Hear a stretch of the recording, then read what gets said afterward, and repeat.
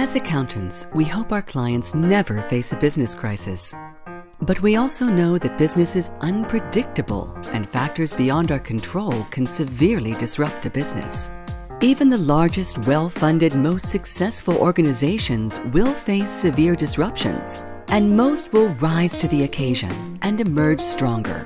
Let's look at what leaders can do to reduce risk and properly deal with a business crisis. First, what is a business crisis? A simple definition is a situation or disruption which leaves a business at severe risk in terms of reputation, commercial, or financial strength. What causes a business crisis? Common triggers include serious disruptions to operations, social media attacks, product recalls, data leaks, labor issues, lawsuits, or allegations of wrongdoing against employees or leaders. So, how can business leaders avoid a crisis situation? This is complicated because leaders can't avoid all potential crises because many factors are outside of their control. They can prepare for known risks, but if these risks are very remote, many leaders are unlikely to invest heavily to take precautions. Token actions also don't help. That means taking action for the sake of taking action, to feel like you're in control. On this basis, it's often better to invest in being ready to handle a crisis rather than trying to prevent a crisis. So how should business leaders handle a crisis? As with many business activities, the response to a crisis is a process. Each situation will be different, but the process might involve getting together the facts, perhaps by interviewing people or listening to news. Communicating to stakeholders who need to know these facts, perhaps the leaders of the business who will need to take action. Assessing the risk, which may not be immediately apparent.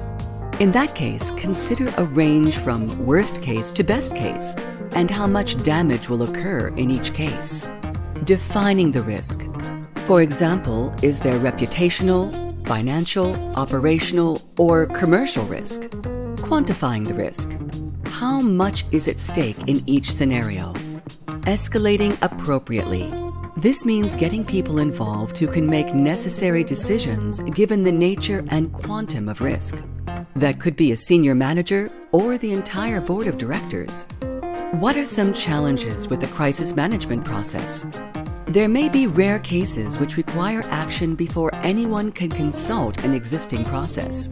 An unprecedented natural disaster might be an example, but that's an exception.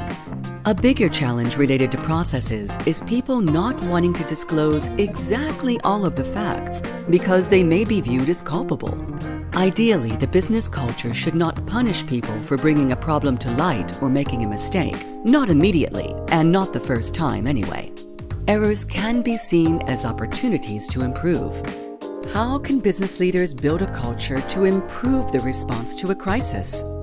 Again, each business is different, but consider 1. Getting the team or a smaller group together to define the potential risks to your business.